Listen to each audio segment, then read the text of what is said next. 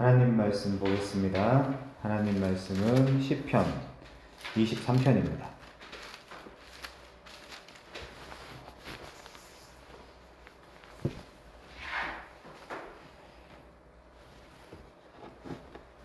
여섯 절입니다. 시편 23편 1절부터 6절까지 제가 봉독해 드립니다. 여호와는 나의 목자시니 내게 부족함이 없으리로다. 그가 나를 푸른 풀밭에 누이시며 쉴만한 물가로 인도하시는도다. 내 영혼을 소생시키시고 자기 이름을 위하여 의의 길로 인도하시는도다. 내가 사망의 음침한 골짜기로 다닐지라도 해를 두려워하지 않을 것은 주께서 나와 함께 하심이라. 주의 지팡이와 막대기가 나를 안위하시나이다. 주께서 내 원수의 목전에서 내게 상을 차려주시고 기름을 내 머리에 부으셨으니 내 잔이 넘치나이다. 내 평생의 선하심과 인자하심이 반드시 나를 따르리니 내가 여호와의 집에 영원히 살리로다. 아멘.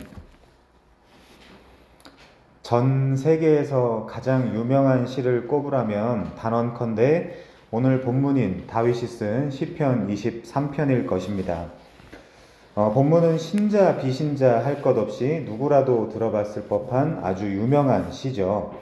이 시는 다윗이 자신에게 아주 오랫동안 지속되었던 고난과 그 험난한 투쟁의 시절을 다 보낸 후에 어느 순간 평화를 구가하던 어느 한 시점에 기록한 것으로 보입니다.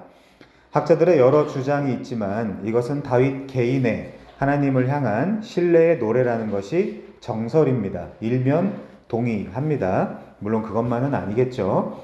본 시의 언어들은 완전한 일상어이고 표면적으로만 접근하면 심오한 신학적 진리가 담겨 있는 것 같지는 않습니다. 설교자 찰스 헤든 스펄전은 본 시를 시편 중에서 가장 달콤한 시이며 시편의 진주라고 말했습니다. 말 그대로 어린아이부터 노년의 성도에 이르기까지 누구라도 암송하며 자신의 어려움 앞에서 위로와 소망을 가질 수 있게 하는 대표적인 시라는 생각이 듭니다. 물론 우리는 성경신학적으로 본 시가 전체 성경과 어떤 조화와 화합을 이루면서 성도들의 마음을 열어가는지도 오늘은 우리 같이 살펴봐야 될 것 같습니다. 저는 이 강론을 준비하기 위해서 시편 23편을 대하면서 두 가지의 걱정이 좀 들었습니다. 하나는 과연 현 시대에도 이 시편 23편이 성도들에게 여전히 사랑을 받는 시일까 하는 것이었습니다. 잘 안 그런 것 같아요. 왜 그러냐면 지금 시대야말로 하나님의 말씀이라고 일컬어지는 이 성경이 성도들에게 인정을 잘 못 받는 것 같다라는 생각이 들었기 때문에 그렇습니다. 또 하나는 시, 즉 오늘 본문을 대할 때 이 본문의 장르가 그저 아름다운 문학 작품으로만 보인다라는 이유로 단순히 목가적이고 서정적인 감성의 추상성에만 매몰되는 것은 아닐까 하는 점이었습니다. 시편의 진주니 시편 중에 가장 달콤한 시니 그런 수사가 많이 붙으면 붙을수록 우리는 작품의 아름다움으로만 읽으려고 하는 경향성이 있거든요. 그렇지 않습니까? 때로는 너무나 아름다운 작품이라는 이유로 메시지의 진의를 못 읽는 실수를 범하는 것이 우리이기도 합니다. 가만 보면 아이러니하게도 문법 논리에 매몰된 학자들이 의도치 않게 자주 범하는 실수 중에 하나가 이것이 시라는 이유로 장르 위주의 접근만을 한다라는 것입니다. 그렇게 해야 한다고 그들도 배워왔기 때문에 그렇습니다. 그러할진데 우리라고 별 수 있겠습니까? 물론 성경 안에 구분된 이 장르라는 개념도 상당히 중요합니다. 그러나 성경 안에 다양한 장르들이 조화와 화합을 이루며 우리에게 통일되고 일관되는 메시지를 일관되게 던져지는 그 공통된 메시지가 훨씬 더 중요한 것입니다. 그것을 쉬운 말로 하면 뭐라고 할 수 있을까요? 그것을 복음이라고 할 수 있겠죠. 자, 이 두 가지의 인간적인 걱정은 하나님께 좀 맡기겠습니다. 그리고 이 시편 23편의 내용을 좀 다른 성경들과 함께 비교 관찰하며 본 시가 말하고자 하는 진짜 내용이 무엇인지를 좀 고민해 보도록 하겠습니다. 성경을 따라서 성경을 해석하면서 함께 본시를 통해 이 몇 주간 우리가 배운 성경 신학의 내용들을 잘 상기하면서 고민해 보도록 하겠습니다. 본서는 1절부터 3절까지는 나의 목자이신 주님을 말하고 있고 4절은 나의 용사이신 주님을 말하고 있습니다. 그리고 마지막으로 5절과 6절은 나의 잔치집의 주인 되시는 주님을 노래하는 보기에 따라서는 아주 단순한 시예요. 과연 그럴까요? 본서는 틀림없이 하나님과 다윗 자신의 관계를 뭘로 비유하고 있죠? 지금 목자와 양의 관계로 비유하면서 풀어주고 있습니다. 목자와 양. 구약 성경에서 하나님은 물론 신약의 예수님도 그렇습니다만은 목자로 불리는 경우가 많은데 사실 목자가 무엇을 하는 존재인지 또 어떤 존재인지 우리들보다도 훨씬 더 잘 알고 있는 사람은 오늘 본문에서 뜻밖의 양으로 자신을 소개한 다윗이었습니다. 물론 그는 훗날 이스라엘의 나기드, 우리 나기드의 성경신학 배웠는데 기억 안 나죠? 주권자인 왕이 되지만 그의 소시적 직업이 무엇이었습니까? 바로 목자였습니다. 그는 목자로서 양을 친 경험을 이렇게 기록을 하고 있습니다. 고백을 하는 거죠. 사무엘상 17장 34절입니다. 주의 종이 아버지의 양을 지킬 때 뭐 했다는 거예요? 목자를 했다는 것이죠. 사자나 곰이 와서 양떼에서 새끼를 물어가면 내가 그것을 따라가서 그것을 치고 그 입에서 새끼를 건져내었고 그것이 일어나 나를 해하고자 하면 내가 그 수염을 잡고 그것을 쳐 죽였나이다. 이것이 바로 목동이었던 다윗이 양을 치던 목자로서의 자세였습니다. 직무에 충실했던 것이죠. 그는 목자가 무엇을 해야 하는 사람인지를 경험적 지식을 통해 아주 잘 알고 있었던 사람입니다. 그러다 보니 양이 어떤 동물인지도 반대로 누구보다 잘 알고 있었습니다. 여러분, 양이 어떤 동물일까요? 한마디로 목자가 필요한 동물입니다. 이런 그의 경험들과 하나님을 향한 열정, 그리고 말재, 막내라는 가장 인간적으로 뛰어남이 그에게 없는 그의 모습이 하나님의 마음에 합했던 것이지 우리가 쉽게 오해하는 것처럼 그가 가진 혹은 남보다 나은 어떤 개인적인 조건들 때문에 하나님의 선택을 받은 것은 전혀 아닙니다. 잘해서 하나님의 마음에 합한 것이 아니에요. 우리는 하나님의 마음에 합한 자 이래버리면 이 세상의 선악구조와 상벌 개념을 갖고 성경으로 들어와서 다윗이야말로 인간적으로 누구보다 훌륭했을 것이다 라고 아주 간단하게 추측해버리는 경향성이 있습니다. 물론 이 세상에는 공짜가 없고 오늘 여기 오시는데도 뭔가를 지불해야만 차를 태워주는 조건적으로만 돌아가는 이 세상에 살다 보니 나도 모르게 성경의 원리도 그럴 것이다 라고 생각해버리는 그런 버릇이 생긴 것이죠. 우리는 은혜 속에서 전혀 살고 있지 않습니다. 상벌관계, 선과 악의 관계, 이와 해의 원리로 돌아가는 이 세상 속에서 살고 있죠. 그러니까 다윗도 그럴 것이다 이렇게 생각을 하는 거예요. 그러나 그것은 성경 전체 메시지와는 완전히 반대되는 개념입니다. 여러분 그렇지 않습니까? 저는 성경에서 이 다윗이라는 인간보다 더 교활하고 음흉하며 책임감 없는 인물을 보지 못했어요. 아직까지. 이 인간은 과장된 측면이 아주 많은 사람입니다. 다윗을 닮고 싶다는 사람들을 종종 만납니다. 그럼 제가 속으로 이렇게 생각을 하죠. 이거 아주 큰일 낼 사람이네. 다윗은 간음을 저질렀고 살인 청부를 했으며 실제 가장 충성된 부하를 살해하고 자식도 죽였습니다. 그의 잘못으로 수많은 사람들이 죽었습니다. 논란은 있지만 문자적으로 한 번에 7만 명씩 죽이기도 했죠.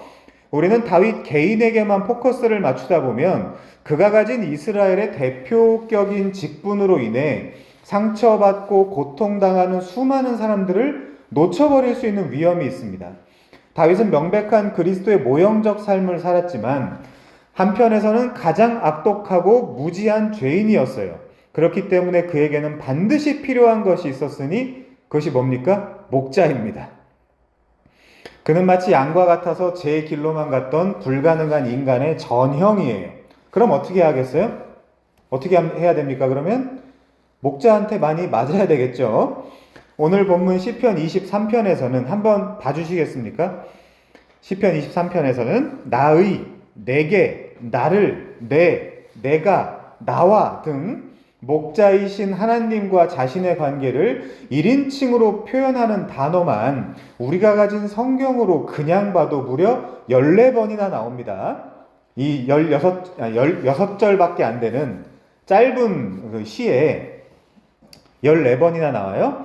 한때 목자였던 다윗은 어쩌면 비유컨대 99마리의 건강한 양은 잠시 저쪽에 제쳐두고 한 마리의 가장 약하고 가장 멍청하며 가장 이기적이고 가장 고집이 센 데다가 그러면서도 지금 돌아가고 있는 이 상황조차도 잘 파악하지 못하는, 말하자면 특별한 관리가 필요한 한 여성만을 데리고 척박한 광야의 한 줌 푸른 풀밭을 어렵사리 찾아가 그 해당 양에게 수금과 비파를 불어주기도 하고 자신의 목소리로 노래도 불러주며 머리도 쓰다듬어주고 시도 읊어준 경험이 있는지도 모르겠습니다.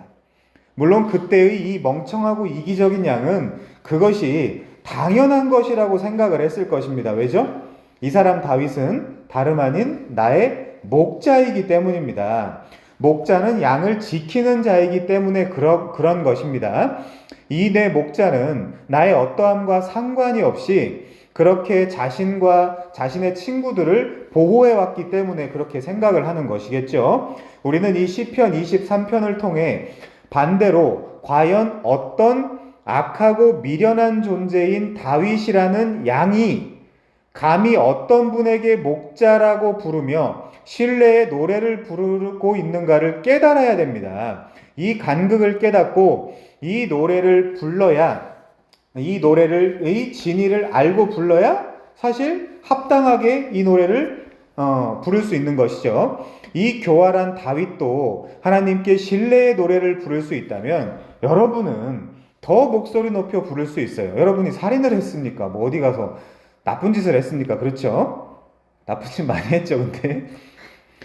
여러분은 아실 것입니다. 때때로 성도로서 나의 자존감이 완전히 바닥을 칠 때 하나님이 싫어지고 멀리하고 싶으며 그저 자신을 학대하는 것으로 해결책을 삼고 싶어지는 아주 부자연스러운 죄악된 인간 본연의 심리 상태를 말입니다.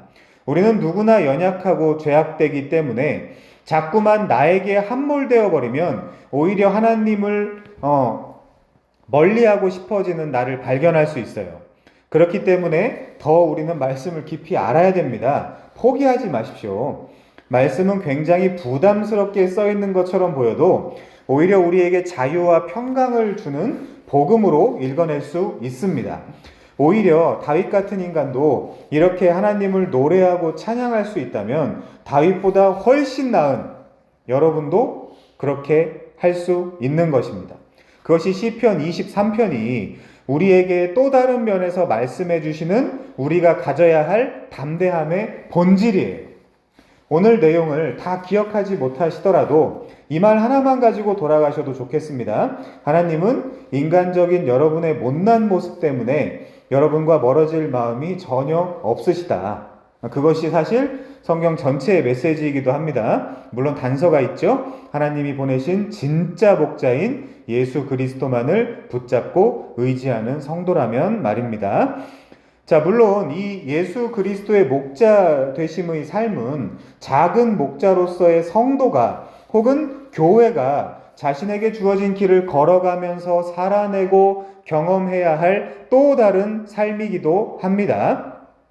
목사 안수 받은 사람들만 목사로서의 삶을 사는 것이 아닙니다. 우리 모두가 개인적으로 받은 내 진짜 목자의 사랑과 은혜를 옆으로 동서남북 내가 보이는 모든 땅으로 흘려보내야 하는 책무를 가지고 있어요. 그것이 아브라함이 부름받은 이유입니다. 그리고 이스라엘이 부름받은 이유예요. 그리고 여러분이 부름받은 이유이기도 합니다. 그러니까 성도는 한편으로는 교회의 머리 되시며 참 목자 되시는 그리스도의 인도를 받으며 또 한편에서는 다른 이들을 인도하고 또 양육하는 사명을 받은 존재입니다. 은혜 안에서 은혜를 흘려보내는 자들이라는 뜻이죠. 그것이 그리스도를 머리로 한몸된 교회 공동체의 존재 이유입니다.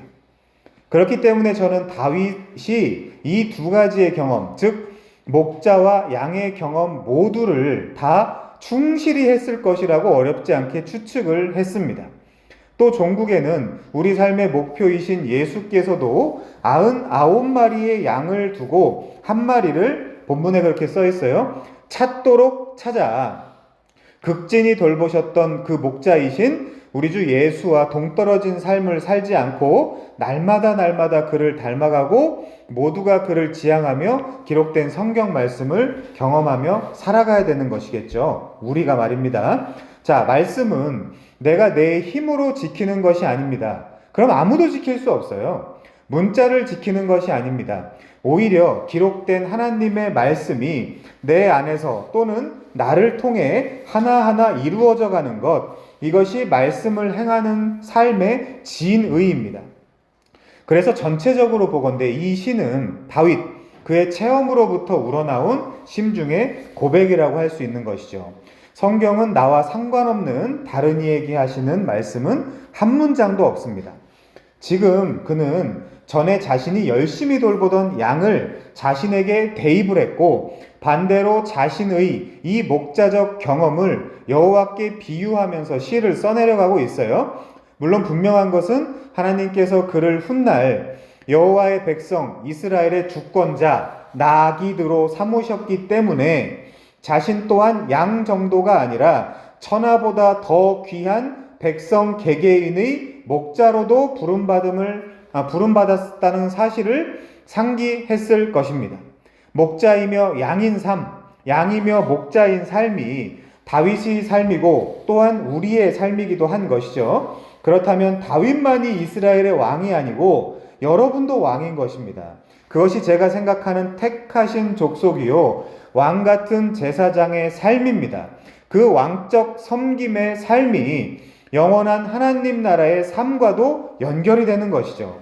어쨌든 다윗은 본서에서 여호와 하나님과 자신이 독대하는 장면을 평범한 일상어를 사용해서 아름다운 문필로 그려내고 있습니다.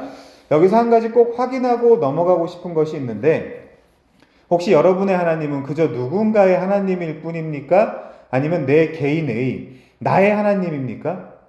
성경은 물론 공동체의, 즉 교회의, 우리의 하나님도 말해주고 있습니다. 그러나 그 전에 반드시 알아야 할 것이 있으니 하나님은 반드시 내 개인의 하나님이기도 해야 된다라는 점입니다.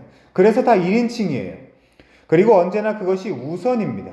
저는 우리 애아드의 각 개인도 다윗의 이 경험에서 경험처럼 본서에 나타난 여호와 하나님을 깊이 독대하게 되시는 그런 자리로까지 들어가셔서, 물론 쉽지 않죠. 보통 일이 아니에요. 이거는 1절 여호와는 나의 목자시니 내가 부족함이 없다라고 진실로 고백할 수 있게 되시기를 바랍니다.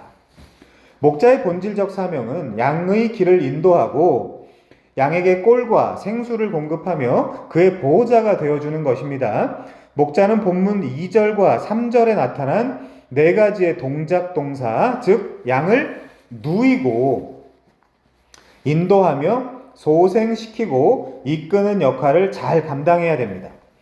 여호와를 목자로 둔 다윗은 그의 부족함 없음을 2절에서 이렇게 표현하고 있죠. 그가 나를 푸른 풀밭에 누이시며 쉴만한 물가로 인도하시는도다. 그는 찬송가 570장을 좀 인용하면 여호와는 푸른 풀밭, 맑은 시냇물가로 나를 늘 인도해주는 목자이기 때문에 자신의 부족함은 조금도 없다라는 것입니다. 여러분의 고백과 동떨어지나요? 아니면 똑같은 고백을 하고 있나요? 저는 단언컨대 이 말씀은 그저 우리 육체적 삶의 필요만을 채우는 것을 지칭한다라고 생각하지 않습니다. 전혀 그렇지 않죠. 그렇다면 우리 모두는 부자여야 됩니다.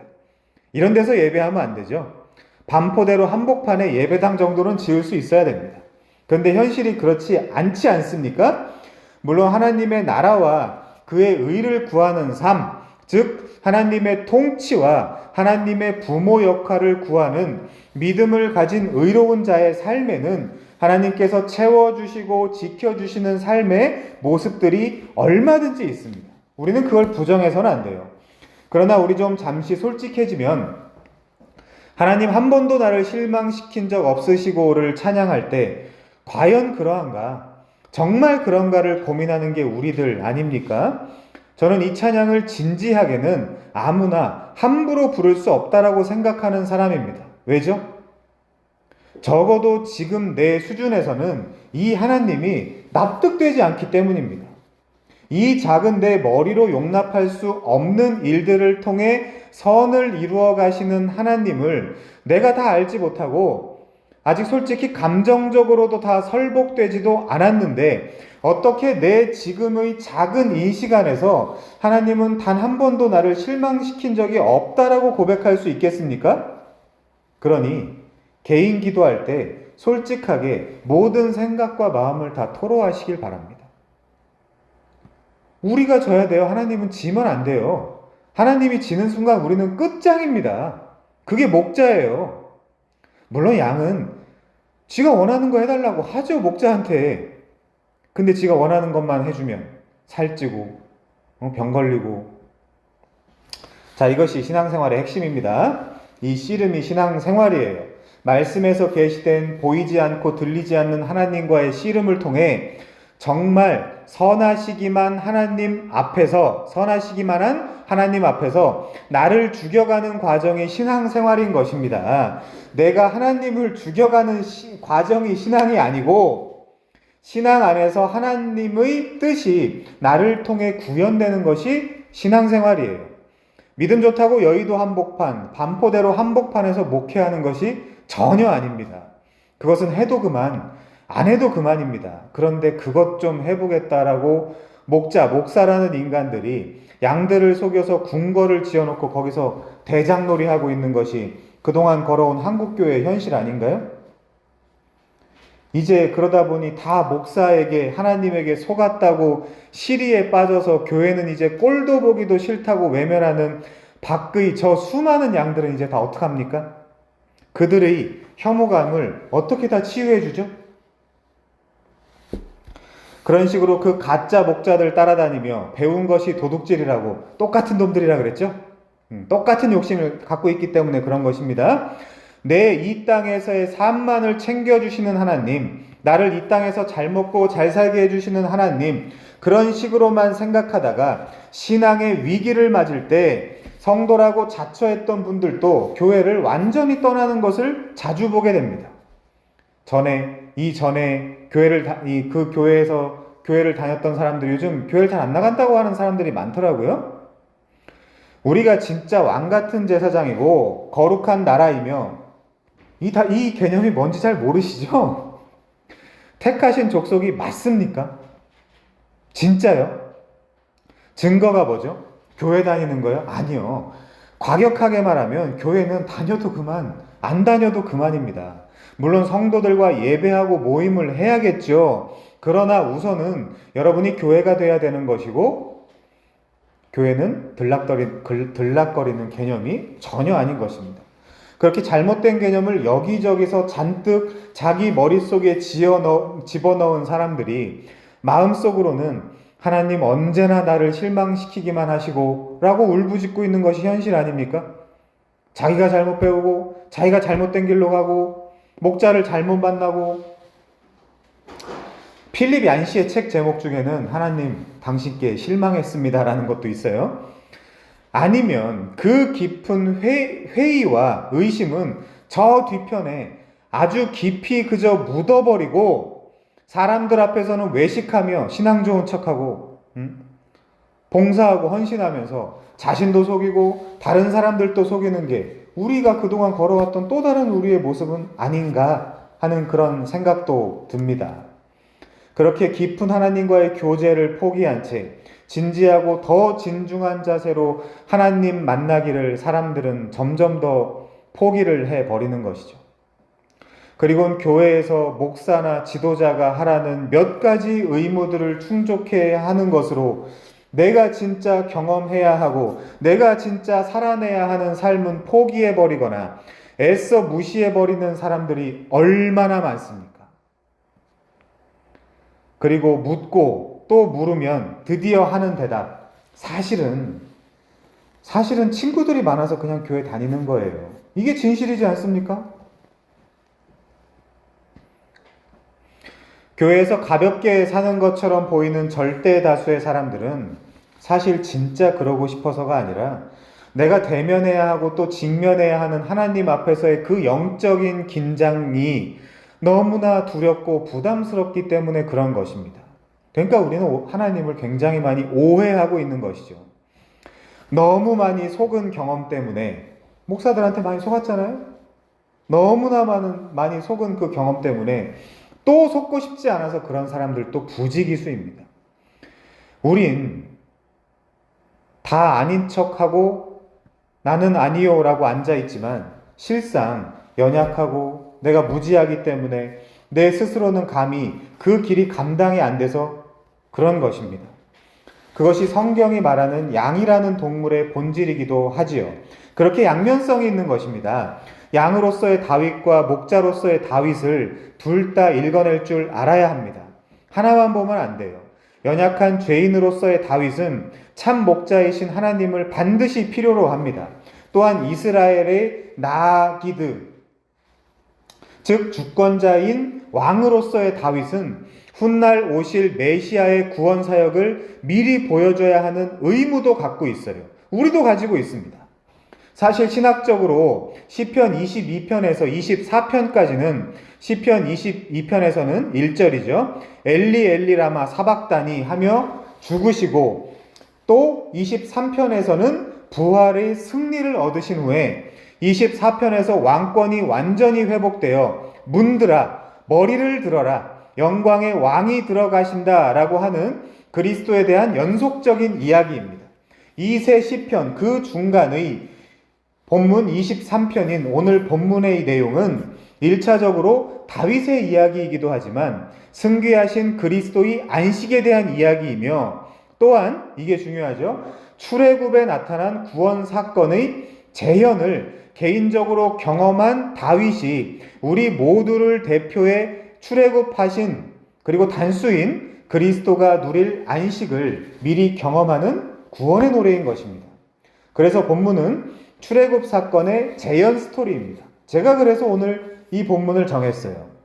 자, 새로운 출애굽의 노래인데 우리는 그동안 계속 배워왔습니다. 출애굽한 이스라엘을 일부러 단수로 표현하기도 하고 복수로 표현하기도 한다라는 것을 말이죠. 자, 출애굽은 이스라엘 백성만 한 것이 아니고 예수께서도 그들의 장자로서 단수로서 경험을 하셨습니다. 반대로 예수님을 대표로 모든 이스라엘이 애굽에서 빠져나온 것입니다.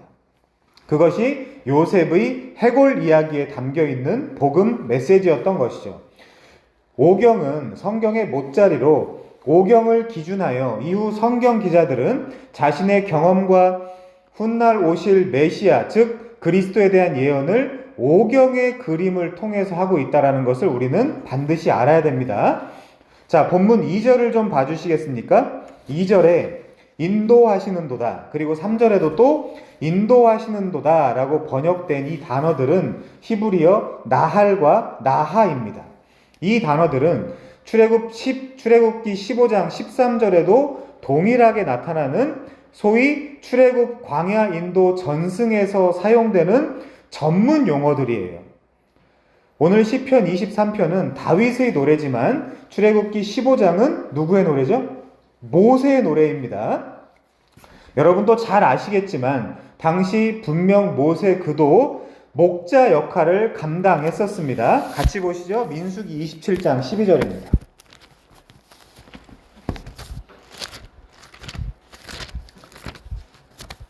민수기 27장 12절에서 17절까지 좀 보겠습니다. 여호와께서 모세에게 이르시되 너는 이 아바림 산에 올라가서 내가 이스라엘 자손에게 준 땅을 바라보라. 왜 바라보라는 거죠? 너 못 가. 이거죠. 본 후에는 네 형 아론이 돌아간 것 같이 너도 조상, 직역하면 백성인데요. 백성들에게 돌아가리니 이는 신광야에서 회중이 분쟁할 때에 니들이 내 명령을 거역하고 그 물가에서 내 거룩함을 그들의 목전에 나타내지 아니하였음이니라. 무슨 사건이죠? 무리바죠. 반석을 친 이 물은 신광야 가데스의 무리바 물이니라. 모세가 여호와께 여짜와 이르되, 자 이게 중요합니다. 16절. 여호와 모든 육체의 생명의 하나님이시여 원하건대 한 사람을 이 회중에 세워서 그로 그들 앞에 출입하며. 왜요? 지금까지 자기가 목자 역할을 감당했는데 이제 못하게 되었잖아요. 그러니까 한 사람을 이 회중 위에 세워서 그로 그들 앞에 출입하며 그들을 인도하여 출입하게 하사 뭐가 되게 해달라고요?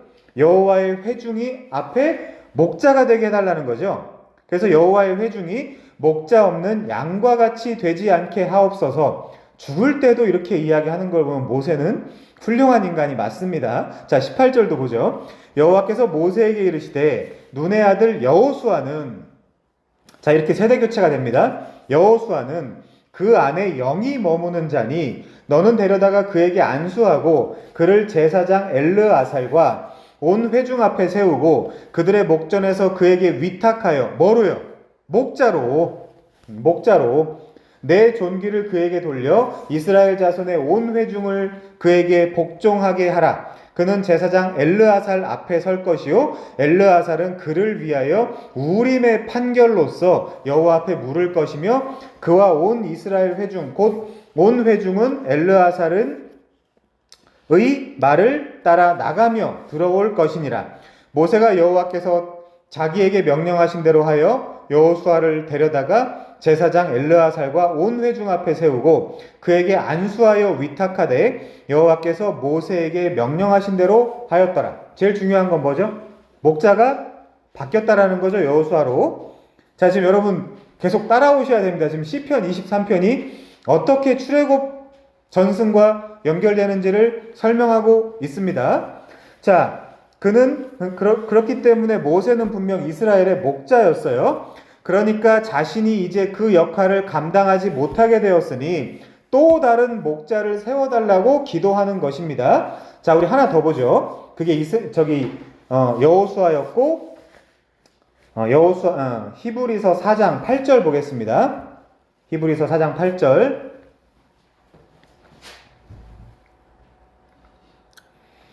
만일 여호수아가 그들에게 안식을 주었더라면 그 후에 다른 날을 말씀하지 아니하셨으리라. 안식할 다른 날을 말씀할 필요가 없었을 거 아니에요.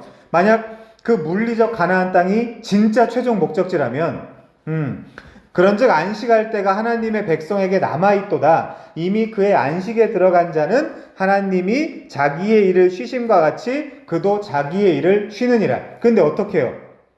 여호수아가 그들의 목자가 되어? 아니요. 물론 여호수아는 모세를 대체한 새로운 목자였습니다. 이제 아시죠? 자, 여호수아라는 이 단어를, 이 히브리어를 헬라어로 번역한 단어가 바로 이에수스, 예수입니다. 예표죠. 가나안 땅으로 인도하는 여호수아, 천국 가나안으로 인도하는 예수.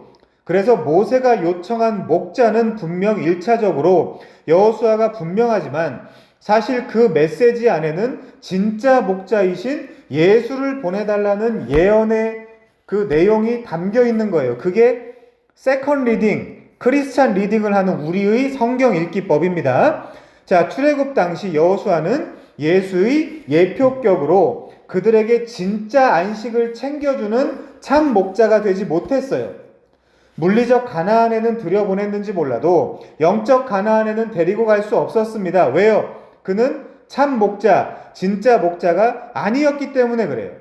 그는 그저 단지 오실 메시아에 대한 모형이었고 그림자에 불과했습니다. 진짜 목자는 어떤 분입니까? 같은 히브리서 4장 14절부터 봅니다. 문맥적으로. 그러므로 우리에게는 큰 대제사장이 계시니, 이게 목자예요. 승천하시니 곧 하나님의 아들 예수시라. 여호수아 정도가 아니라는 것입니다. 그러니 뭐 하라는 거예요? 여러분들어, 우리가 믿는 도리를 굳게 잡을지어다. 우리가 믿는 도리가 뭔데요? 우리에게 있는 대제사장은 우리의 연약함을 동정하지 못하실 리가 아니요 모든 일에 우리와 똑같이 시험을 받은 이로되 죄는 없으시니라. 이러므로 우리는 긍휼하심을 받고 때를 따라 돕는 은혜를 얻기 위하여 은혜의 보좌 앞에 담대히 나갈 것이니라. 어떻게요? 피 뿌려서. 이분 즉 예수께서 참 목자이신 것입니다. 아무튼 이 모세가 왜 여호와께 노래를 하고 있습니까? 바로 출애굽 구원 사건 때문에 그래요. 조금 이따 찾아보겠습니다. 구원의 놀라움에 대한 감사 찬양인 것이죠. 출애굽기 15장은 사람은 자신이 떠나면 또 다른 목자로 그 자리를 채워야 돼요. 그가 죽으면 또 다른 목자를 또 세워야 돼요. 여러분 이씨 왕조가 왜 망했습니까? 위와도 회군을 시작으로 시작은 창대했는지 몰라도 사실 시작도 창대하지 않았죠. 명나라 가가지고 제발 왕 책봉해달라고 빌고 시작도 창대하지 않았을 뿐더러 마지막도 미약한 나라가 조선이었어요. 조선의 목자들이 바뀌는 과정에서 태조부터 순종에 이르기까지 27명의 목자들은 가만히 보면 답이 없습니다. 역사를 잘 살피면 우리가 잘했다라고 학교에서 가스라이팅 시켜서 억지로 위임 만든 이 모든 왕들이 다 과장되어 있어요. 잘 들어가서 보면 세종도 마찬가지입니다. 또 우리는 역사를 드라마나 영화로 배우죠. 영화 한 편 보고 원전을 없애자는 게 우리 수준입니다. 아니 감독이 뭔데요? 감독이 우리의 목자입니까? 원전 없애서 어떻게 됐죠 지금? 차치하고 출애굽 구원 사건의 진짜 목자는 결코 모세 자신이 아니며 여호와 하나님이셨다라고 노래하고 있는 것입니다. 조선의 왕들과 별로 다를 바 없는 오늘의 다윗도 사실 동일한 고백을 하고 있는 것이죠. 자, 출애굽기 15장 13절입니다. 한번 보시죠. 주의 인자하심으로, 주의 인자가 왜 나오죠? 근데 오늘 시편 23편 그 본문 6절에서도 헤세드, 선하심과 토부, 선하심은 토부, 그리고 인자하심은 헤세드, 이 단어들이 막 나오죠. 주께서 구속하신 백성을 인도하시되, 이게 나할이에요. 지금 시편 23편 2절 3절에 나오는 인도하시되 나할, 주의 힘으로 그들을 주의 거룩한 처소에 들어가게 하시나이다가 나하, 인도하시고 나할, 들어가게 하시나이다. 나하가 바로 시편 23편 2절과 3절에 쓰인 출애굽 당시의 전문 용어들이란 말이에요. 본문 2, 3절을 좀 보고 가죠. 그가 나를 푸른 풀밭에 누이시며 쉴만한 물가로 인도하시는도다. 나할, 내 영혼을 소생시키시고 자기 이름을 위하여 의의 길로 인도하시는도다. 한글 성경은 똑같이 되어 있지만 나하란 말이에요. 이게 모세오경은 이렇게 성경의 못자리로서 오경 이후 모든 성경의 기자들은 출애굽의 구원 사건을 빗대서 자기 시대의 구원 서정을 출애굽의 재구성에서 설명을 해주고 있단 말입니다. 제가 이렇게 생각하는 이유가 본문에 한 가지 더 있어요. 3절에 보시면 내 영혼을 소생시키시고 라고 표현되어 있는데, 이런 것 때문에 오해가 많죠. 사람들이 와, 힘들고 지친 디프레스 되어 있는 나를 소생시켜 주시나 보다, 이 시편 23편이가 아니라 여기 소생이라는 단어는 히브리어 슈브예요. 슈브. 이 단어는 저와 여러분이 아주 잘 알고 있는 회개, 즉 회심의 개념입니다. 구원의 개념이에요. 리프레시 정도가 아닙니다. 지쳐있는데 각성시켜주는 정도의 개념이 아니고 다시 하나님께로 돌아가는 과거, 현재, 미래, 전포괄적인 내 영혼의 회개, 즉 하나님께로 돌아감을 일컫는 단어예요. 구원의 전문 용어입니다. 내 영혼을 회개케 해주신다. 나를 구원의 길로 인도해 주신다라는 뜻이에요. 즉 목자이신 여호와께서 나를 돌이키게 하셨다라는 뜻입니다. 다윗도 나단을 통해 중생, 즉 개인적 출애굽을 경험한 적이 있죠. 하나님께서는 지금 다윗의 이 개인적인 고백을 통해 구원이 무엇인지를 우리에게 아름다운 시로서 설명을 해주고 계신 것입니다. 그렇기 때문에 우리는 시라는 문학 작품에만 함몰되어 있을 수가 없는 거예요. 하나 더 논증해 드립니다. 본문 3절에 자기 이름을 위하여 의의 길로 인도하신다라는 표현이 나와요. 이와 똑같은 표현을 좀 봅시다. 자, 시편 106편입니다. 시편 106편 7절, 8절입니다. 이렇게 기록되어 있어요. 소제목은 당연히 홍해 사건이죠. 출애굽 사건이죠. 우리의 조상들이 애굽에 있을 때 왜 이렇게 연결하죠? 시편 저자가 우리 조상들이 애굽에 있을 때 주의 기이한 일들을 깨닫지 못하며 우린 좀 깨달아야 되잖아요. 전지적 작가 시점을 갖고 있으니까 전지전능이 아니라 주의 기이한 일들을 깨닫지 못하며 주의 크신 인자 헷세들을 기억하지 아니하고 바다 곧 홍해에서 거역하였나이다. 그러나 여호와께서는 뭘 위하여? 자기 이름을 위하여. 어디 나오죠? 본문 3절이죠. 자기 이름을 위하여 의의 길로 인도하시는 하나님, 그들을 구원하셨으니 그의 큰 권능을 만민이 알게 하려 하심이로다. 완전 출애굽기 아닙니까 지금? 자, 이로보건대 시편 106편도 분명 출애굽의 구원 사건을 노래하는 시인데 1절에서부터 흥미롭게도 오늘 본문 마지막 6절에 나온 것과 똑같은 표현들로 가득가득합니다. 할렐루야, 여호와께 감사하라. 그는 토부 선하시며 그 헷세드 인자하심이 영원함이로다. 나아가 방금 읽은 8절에서 놀랍게도 자기의 이름을 위하여 그들을 구원하신 하나님의 사역을 소개해주고 있습니다. 시편 23편도 마찬가지죠. 자, 그래서 그것 때문에 이스라엘이 원수와 대적들에게 승리했다라고 표현되고 있어요. 그러니 여러분들도 이 땅에서 승리하려면 이 하나님과 함께 해야 되지 않겠습니까?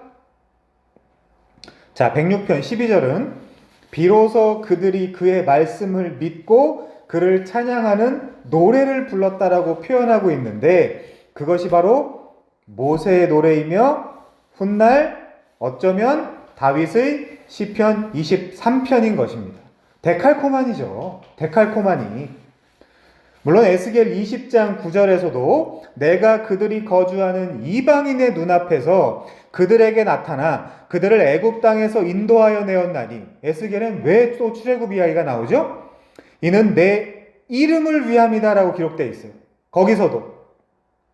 그러므로 푸른 풀밭, 쉴만한 물가, 내 영혼의 소생, 의의 길 등으로 표현된 2절과 3절의 긍정적 의미의 단어들은 모두 이스라엘의 구원 사건을 설명해 주는 것이라고 해도 과언이 아닙니다. 그래서 그냥 시로 읽으면 안 돼요. 이 시를 읽고 감성의 하나님, 따뜻한 하나님만 읽어버리면 진의를 놓쳐버린단 말이죠. 자, 본문의 1절, 즉 내게 부족함이 없다라는 표현도 또 출애굽 서정을 그려낸 신명기 2장 7절 한번 가보시겠습니까? 내 하나님 여호와께서 이 40년 동안을 너와 함께 하셨으므로 내게 부족함이 없었느니라 라고 설명되고 있어요. 내 하나님 여호와께서 네가 하는 모든 일에 내게 복을 주시고 내가 이 큰 광야에 두루 다님을 알고 내 하나님 여호와께서 이 40년 동안을 너와 함께 하셨으므로, 여기도 함께 한다 그러죠? 내게 부족함이 없었느니라. 자, 그래서 본서는 다윗 개인의 구원 경험을 성경의 못자리인 그 출애굽을 노래하는 모세오경과 결부시켜 아름다운 문체로 우리 알아들으라고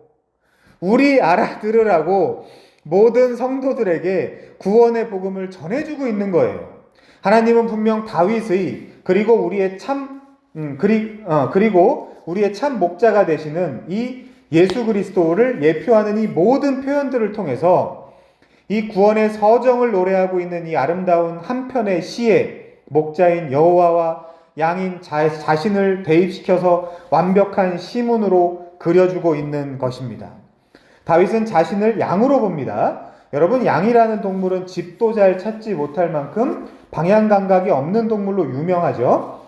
이사야 53장 6절에서 말하는 것처럼 목자가 없이는 각기 제 길로 다니는 특징을 가진 동물이 양입니다. 더욱이 양은 자신을 보호할 그 어떤 자구책이 없는 동물이기도 해요. 미련하고 또한 약하죠. 저는 성경이 다윗을 그리고 또 우리를 양으로 비유한 데는 다 그만한 이유가 있다라고 생각을 합니다. 양의 또 다른 특징은 유순해 보이지만 성격은 매우 예민한 것으로 알려져 있어요. 자, 팔레스타인의 네게부는 황무지라는 뜻입니다. 그 남쪽 광야에는 푸른 풀밭을 찾기가 그렇게나 어렵다고 합니다. 이스라엘의 60% 이상이 황무지예요. 양을 위해 그런 푸른 초장을 찾아다니며 그 헤매는 목자의 노력을 여러분 좀 상상해 보십시오.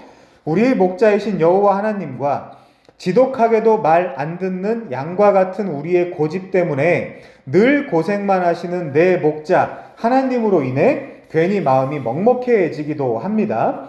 여러분, 하나님의 말씀을 스스로는 꽤 잘 듣고 있다라고 생각하십니까? 천만에요. 그런 인간은 없습니다. 그런 착각은 지금이라도 버리는 것이 좋습니다.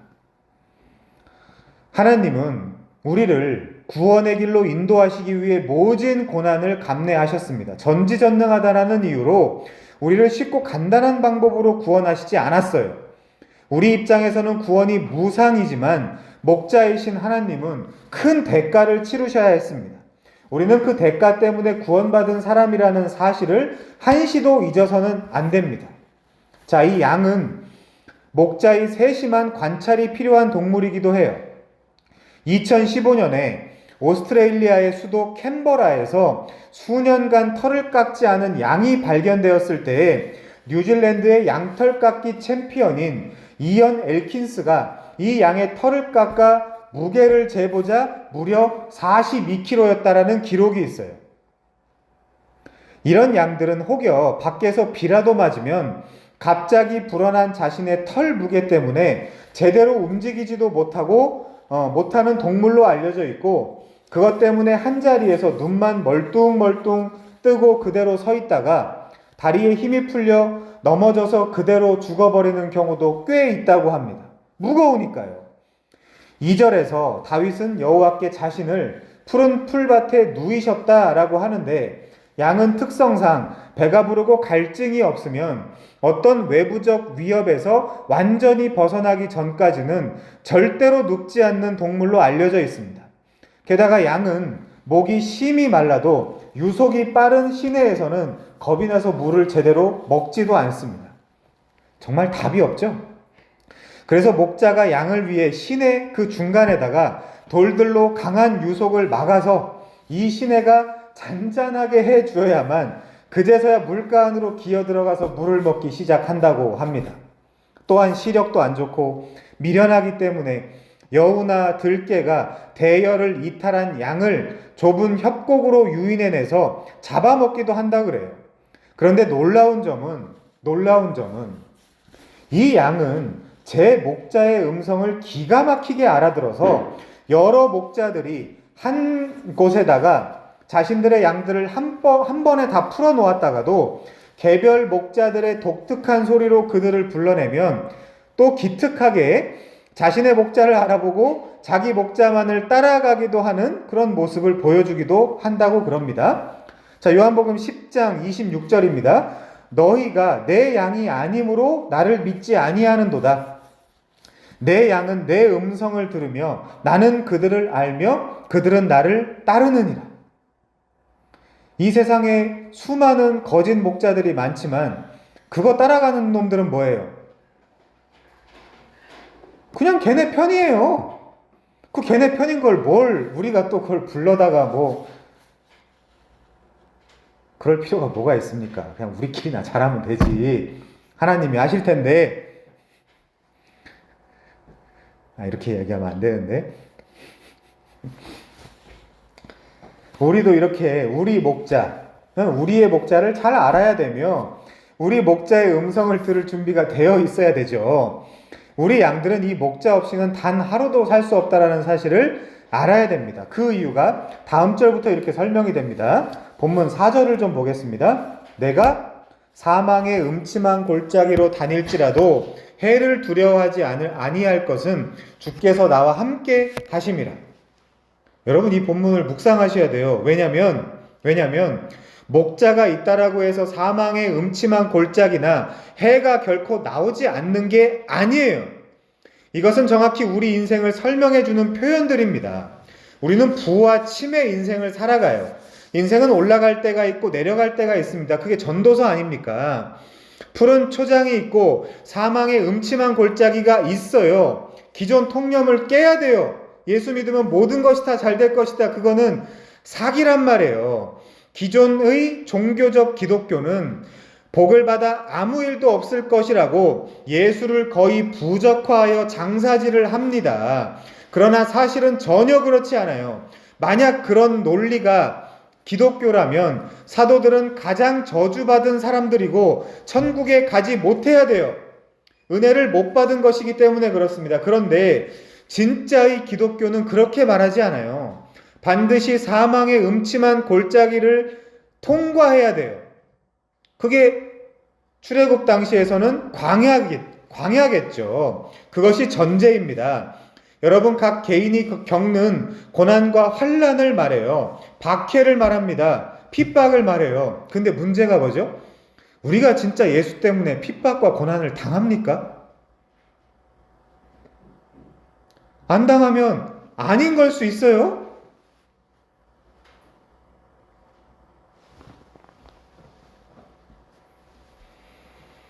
여러분, 각 개인이 겪는 그 고난과 환난을 잘 갈무리해야 돼요. 우리는 개이득으로 편한 시기에 이 편한 세상에 태어나 편하게 신앙생활 해도 되는 사람들이 아니에요. 그것이야말로 가짜입니다. 여러분, 다윗의 인생은 어땠습니까? 그의 삶은 말로 다 할 수 없으리만치 파란만장했어요. 반역, 이전 투구, 살해 위협, 간통, 살인, 가족 간의 즉 고륙 상잔, 민족 상잔, 사울의 위험, 심지어 살기 위해 침을 흘리며 아기스 왕 앞에서 미친 척까지 했어야 됐어요. 여러분, 살기 위해 타인 앞에서 미친 척 해본 적이 있습니까? 없을 것입니다. 우리는 너무나 편해요. 너무나 편한데도 그 미쳐버린 SNS에 간혹 올라오는 타인의 마치 아무 걱정도 없고 행복해 보이기만 하는 꾸며진 사진 몇 장에 속아서 지가 세상에서 제일 힘든 삶을 사는 줄로 착각하고 살아갑니다. 그 사진 한 장 올릴 때 그 사람도 수백 장 중에 한 장을 골라서 나도 이런 삶을 살고 있어, 남에게 뒤처지지 않아 라는 것을 보여주기 위해 심지어 보정까지 해서 올려지는 수만 장의 과장된 타인의 삶에 속아서 내가 제일 불행한 거 아니야? 내가 제일 불행한 삶을 살고 있다라고 착각하는 것이 이 비참하고 불쌍한 시대의 사람들입니다. 양입니다. 목자가 없어요. 너보다 복받고 너보다 기회가 많고 너보다 할 수 있는 것이 많은 인간은 이 우주에 몇 사람 없습니다. 생각보다. 그런데도 자신을 못 살게 굴고 자신을 가둘고 자신을 비하하죠. 전 세계 사람들을 일렬로 줄 세우면 여러분보다 편안한 사람이 없어요. 실은. 그런데 뭐가 그렇게 힘들다고 방구석에 앉아서 시리와 두려움과 혼란과 자책과 무기력에 사로잡혀 있는 것입니까? 도대체? 아니, 한번 생각해 보십시오. 뭐가 그렇게 힘듭니까? 목자도 있다면서요.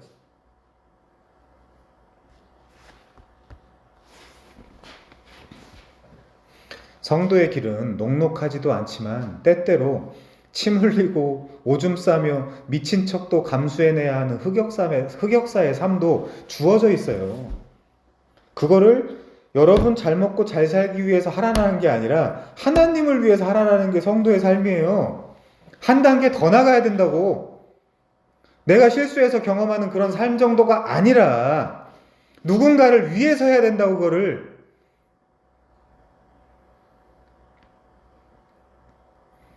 비천에 처할 줄도 알고 풍부에 처할 줄도 알아야 됩니다. 제발 이 쓰레기 같은 세상의 사조에 속지 마십시오. 왜 편해야 되는데요, 우리가? 그리고 뭐가 그렇게 힘든데요? 시간은 흐르고 오늘 또 화살처럼 오늘이 날아가 버렸어요. 예배인데, 이 시간이 예배인데 사실 예배할 게 없습니다. 예배는 여러분 기도하고 말씀 듣고 찬양하는 게 아니에요. 나를 올려드리는 시간이란 말이에요.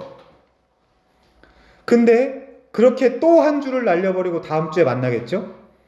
아니, 다시 말씀드리지만 예배는 한 주간 산 삶을 하나님께 올려드리는 행위입니다. 이런 식으로 자꾸 내 시간들이 날아가 버려요. 내 목자와 함께 할 수 있고 내 목자를 믿을 수 있는 환경과 조건이 언제까지 주어져 있겠습니까? 어려움이 있어야 목자를 믿어보든지 말든지 하지요. 그게 우리한테 어려움이 주어지는 이유거든요. 우리도 그렇지만 다윗도 마찬가지입니다. 이전투구, 고륙상쟁, 미친 척, 이 모든 것들이 그에게는 사망의 음침한 골짜기였을 거예요. 그럼에도 이 음흉하고 교활한 다윗이 잘한 거 하나 있죠. 그게 야곱의 잘한 것과 겹칩니다. 뭐죠 그게? 하나님의 구원을 그토록 바란 것. 그거 하나예요. 다말이라는 창녀 문장에서 그 씨를 타내려고 했던 여자 있죠? 그게 야곱이고 그게 다윗이에요. 근데 우리한테 그 열정이 있냐고요? 없죠. 오히려 애서죠. 경홀히 여기죠. 만홀히 여기고 장자권을, 장자의 그 축복권을. 웃기는 일이죠. 다윗을 닮고 싶다고 자식 이름은 다윗이라고 짓는 우리 인간들이 이 모든 것들은 쏙 빼고 닮고 싶다라는 이 저열한 논리가 말입니다. 그러니까 여러분 타인을 보지 마세요. SNS를 끊으세요. 그거 다 사기예요. 걔네들도 힘들어 죽을라 그래요. 돈이 많아지면 평화로울 것 같잖아요. 돈을 안 가져봐서 그래. 돈을 안 가져봐서 그래. 돈이 많아지면 내가 감수해야 되고 감당해야 될 영역도 많아진다라는 뜻이에요. 그 돈도 지켜야 돼요. 안 그러면 늑대가 와서 물어가요, 그 돈도. 그러니까 지금 제일 편하다고 생각하시면 돼요, 지금이. 그럼 언제 하나님을 믿으려고요? 지금도 못 믿으면? 나이가 한 살 한 살 먹어가고 내가 감수해야 되고 감내해야 되는 많은 영역들이 더 생기면 생길수록 그때 가면 더 못 믿지. 지금 수준별 단계별 학습인데 우리 모두의 인생이 사실 그렇습니다. 말로 꺼내놓기엔 너무나도 부끄럽고 부끄러운 죄악들과 또 후회들이 나를 시시때때로 짓눌러 오죠. 그 기가 막힌 찬양 있죠. 주님, 이 낮은 자를 통하여 어디에 쓰시려고 이렇게 초라한 모습으로 나를 만들어 놓으셨는가를 자주 독백을 하잖아요. 지옥과 방불하니 사망의 골짜기, 직역하면 완벽한 어둠과 죽음의 골짜기에서, 이 죽음의 골짜기에서 다윗이 힘을 낼 수 있는 유일한 이유가 무엇입니까? 임마누엘 사상 때문에 그렇습니다. 임마누엘 사상. 근데 그 혜택은 믿어야 그 혜택이 주어지는 거예요. 믿어야. 자, 주께서 나와 함께 하심이라 라는 임마누엘 사상. 물론 너무나 당연하게 출애굽기 스토리에서도 이 임마누엘 사상은 내재되어 있습니다. 여러분 출애굽기 3장 12절 좀 봐주시겠습니까? 하나님이 이르시되 내가 반드시 너와 함께 있으리라. 완벽하게 겹치지요.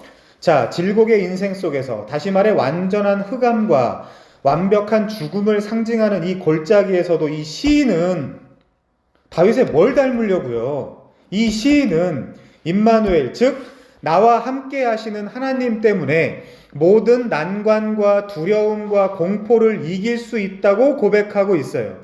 인간 목자는 양을 잃을 수도 있지만 여호와 하나님은 나를 찾도록 찾으시는 분이시고 나와 함께 하시는 분이시라는 것이 그의 신앙 고백입니다. 그게 신앙생활이고 그게 복음이에요. 여러분, 하나님이 함께 하신다고 해서 고난이 없거나 환난이 없는 것이 아니에요. 얼마나 잘못 배운 것입니까? 그 고난과 환난은 마귀가 주는 것이 아니라 누가 주는 거예요? 사실은 하나님이 주시는 거예요. 여러분, 시편 23편의 지금까지의 해석을 잘 따라오셨다면 이 해석이 출애굽의 구원 사건과 겹쳐지는 것을 여러분이 동의하실 것입니다. 자, 그럼 여기서부터 출발해야 돼요. 이 이스라엘을 쇠풀무 애굽에 누가 들여보냈어요? 마귀가? 아니죠. 하나님이 보냈죠. 자, 창세기 15장 13절 봅니다, 우리. 마귀는 그럴 힘이 없어요. 여호와께서 아브람에게 이르시되 너는 반드시 알라 내 자손이 이방에 객이 되어 그들을 섬기겠고. 자, 이쯤 되면 아브람이 싫은데요 라고 얘기를 해야 되는데 그걸 못했단 말이에요.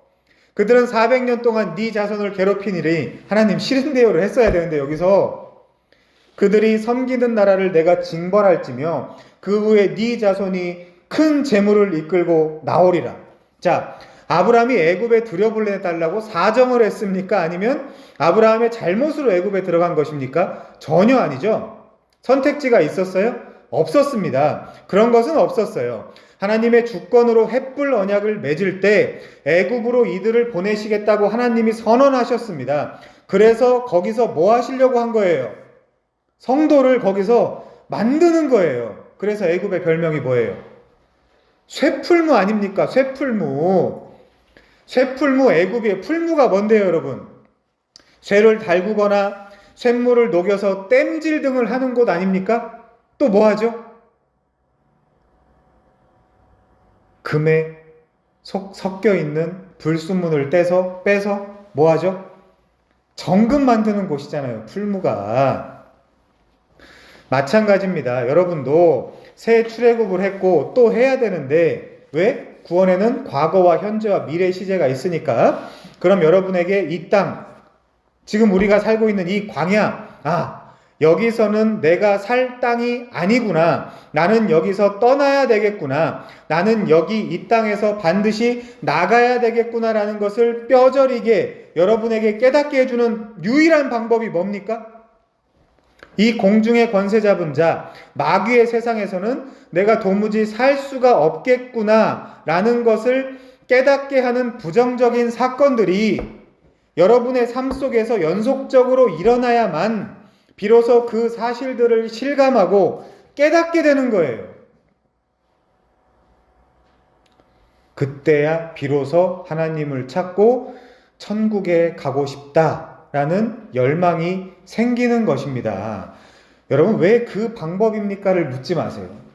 게으르고 자기밖에 모르는 인간은 그 방법밖에 없어요. 집에 가서 깊이 한번 돌아보십시오. 여러분을 깨우치는 방법은 고난밖에 없습니다.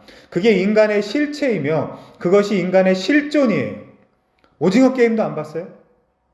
물론 저는 아직 못 봤지만 바로 그때 하나님을 신뢰하라는 논리로서 믿음이 주어져 있는 것입니다. 여러분, 언제 하나님을 믿어야 진짜 믿음입니까? 그분을 진짜로 믿을 수 없을 때 믿어야 진짜 믿음입니다. 열받죠. 저도 열받아요. 근데 어떡합니까? 그 삶이 저한테 주어져 있는데, 그리고 내가 하나님을 이길 수 있는 것도 아니잖아요. 그럼 그냥 해야죠. 그게 제일 지혜로운 방법 아닙니까? 그분을 진짜로 믿을 수 없을 때 믿는 것이 진짜 믿음입니다. 그것이 내 감정이라는 장애물에 거쳐 겨자씨만한 믿음이든 오히려 내 감정에 도움을 받아 주관적이지만 산을 옮길 만한 믿음이든 어쨌든 내가 가장 믿을 수 없는 상황 속에서의 믿음이 진짜 믿음이에요. 아무 일도 일어나지 않고 편안할 때, 말하자면 사무엘하 7장 1절 여호와께서 주위의 모든 원수들을 무찌르사 왕으로 궁에 평안하게 살게 하신 때에 성전 좀 지어드릴까? 요거는 믿음이 아니란 말이에요. 그것은 누구나 할 수 있는 거예요. 아니 평안하고 돈이 넘쳐나고 아무 일도 일어나지 않는데 헌금 좀 해볼까? 이게 뭔 믿음입니까?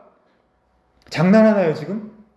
그렇다면 지금이야말로 여러분의 수준에서 가장 하나님을 믿기 좋은 조건과 환경이 주어져 있는 거예요. 다음 주에 해야지. 웃기네. 다음 달에 해야지. 이때 안 믿고 나중에, 또 그때 되면 나중에, 또 나중에. 그러다 심판 때가 오죠. 아니요, 여러분. 주어진 삶의 준거점을 두고 심판을 받는다니까요. 내게 주어진 모든 삶의 순간들을 임마누엘이라는 하나님이 지금도 나와 함께 하신다라는 확신, 신뢰, 믿음을 갖고 산 사람들이 천국에 가는 것입니다. 강도처럼 특수한 상황에 놓인 인간도 있지만, 물론 저는 한편에서는 실제 십자가에서 매달려 있는 그 순간을 전체 인생의 시간으로도 비유할 수 있다라고 생각하는 사람입니다만은, 내게 주어진 모든 삶의 믿음으로 반응하며 사는 사람들이 심판대 앞에서 심판을 안 받는 거예요. 그때만 딸랑 믿고 천국 가겠다? 그런 게 어디 있습니까? 우리는 이상한 착각에서 이렇게 벗어나야 됩니다. 이 모든 인생의 과정 속에서 하나님이 함께 하실 때, 즉 주의 지팡이와 막대기가 자신을 인도하고 보호해 주신다라는 걸 확신할 때, 그때마다 하나님을 더 깊게 경험하는 것이고, 더 깊고 더 넓고 더 높은 하나님의 사랑과 은혜를 알아가는 것입니다. 근데 하기 싫죠. 물론 저도 하기 싫어요. 힘들어요. 피곤하고 새로 나온 디아블로나 했으면 좋겠고, 그러니까 고난을 주는 거예요. 저한테도.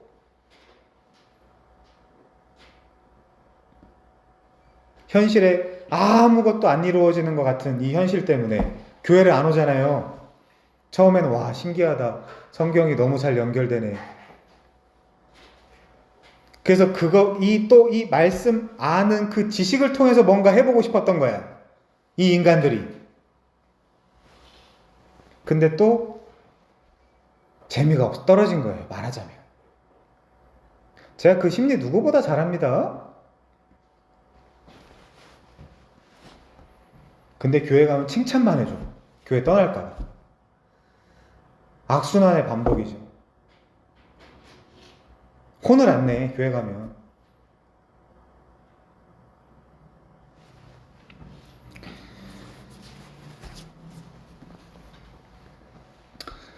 그것이 부모 자식 간의 관계예요. 여러분, 제가 아주 잘 아는 친구 녀석은 어릴 때 하도 사고를 치니까 그 친구 아버지가 그 친구 아버지의 친구 경찰서장과 짜고 실제 그 아이에게 뭔가를 가르치기 위해 그 친구를 구치소에 일부러 출동하는 것처럼 해서 잡아다가 집어 쳐넣은 적도 있어요. 그것이 부모의 마음이고 그것이 부모의 훈육 방법입니다. 이 전체 과정을 오늘 시편 23편이 4절에서 임마누엘로 표현하는 것이고, 주의 지팡이와 막대기가 성도를 그런 방식으로 안위해 가는 거예요. 주의 지팡이와 막대기가 성도를 인도했기 때문에 미친 척하고 침 흘리고 오줌을 싸는 그 삶을 사는 거예요. 이해되십니까? 우연히 혹은 재수가 없어서 일어난 일이 아니라 다윗을 다윗으로 만들기 위해 그런 일들을 하나님이 허락하신 것입니다. 이는 왕의 홀과 치리자의 지팡이를 상징해요. 우리는 광야 인생을 살아갑니다. 이스라엘 백성들도 광야 인생을 살았어요. 이는 광야 교회로 표현되죠. 우리는 과연 하나님이 이런 광야 인생길 속에서, 그리고 원수의 목전에서 과연 나에게 상을 차려 주실 수 있는 분인지를 끊임없이 의심하며 하나님을 불신합니다. 이스라엘도 마찬가지였어요. 그들은 이렇게 하나님을 시험했습니다. 우리 시편 78편 19절 한번 가볼까요?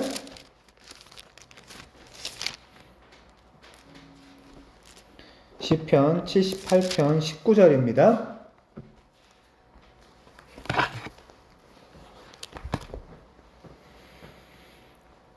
지금 이 시편 78편의 문맥이 출애굽 문맥이라는 건 단번에 아시겠죠, 이제?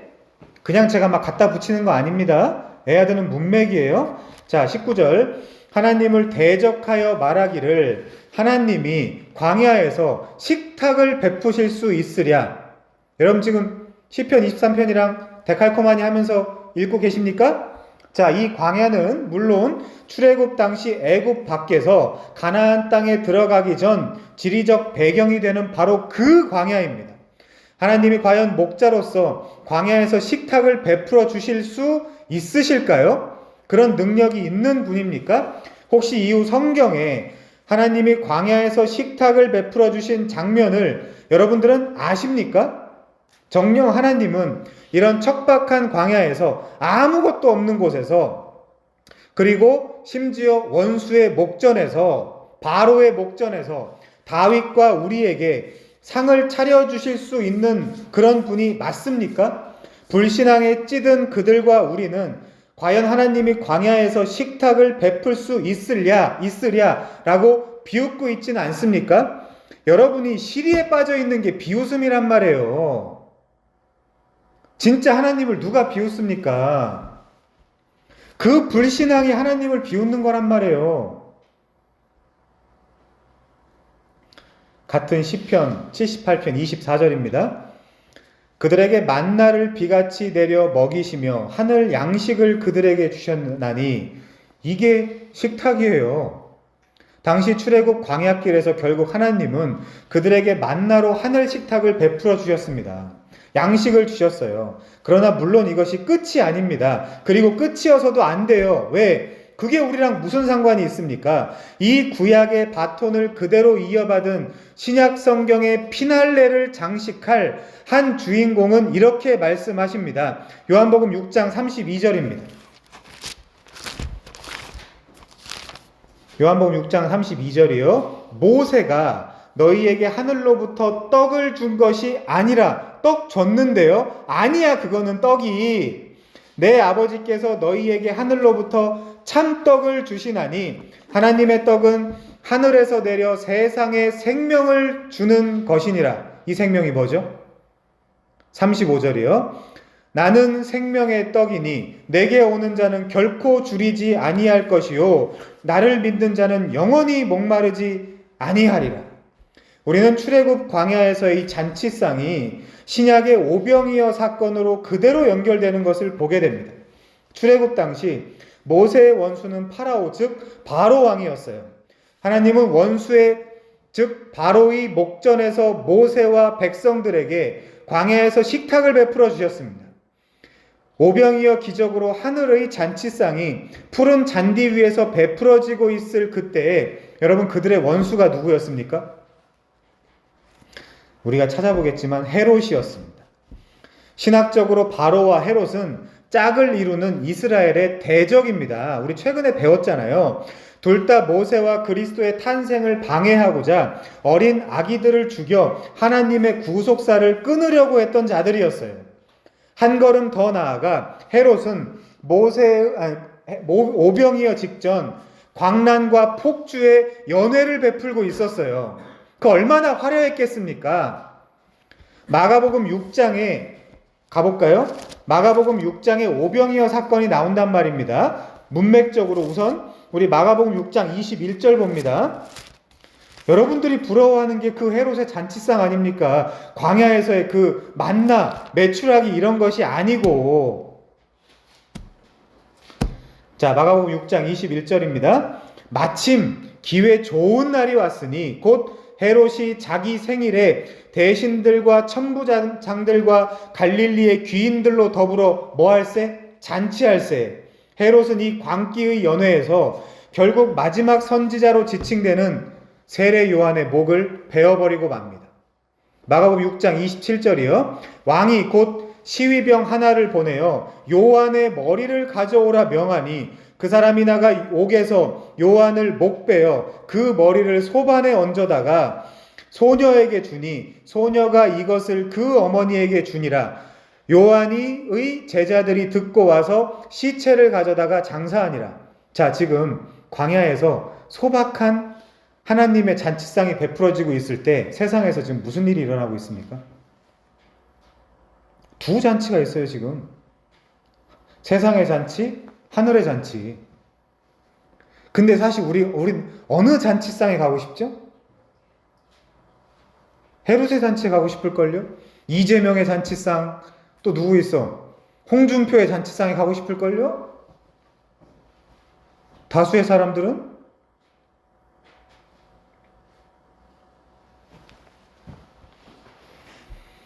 자, 이 광기의 헤롯 스토리는 바로 다음 절인 30절부터 뭘로 연결되죠? 오병이어로 연결돼요. 오병이어 사건은 야, 니들 같은 청년들도 조금이라도 헌금 좀 내봐. 하나님이 몇 배로 불려주실 거야. 라는 그런 사기가 아닙니다.